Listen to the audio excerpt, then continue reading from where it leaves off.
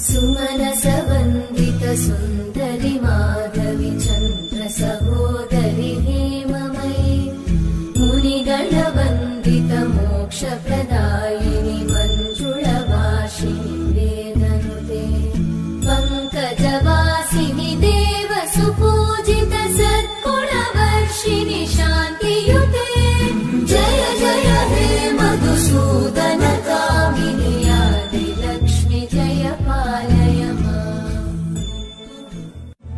सुमनसवन्दित सुन्दरि माधवि चन्द्र सहोदरि हेममयि मुनिगणवन्दित मोक्षप्रदायिनि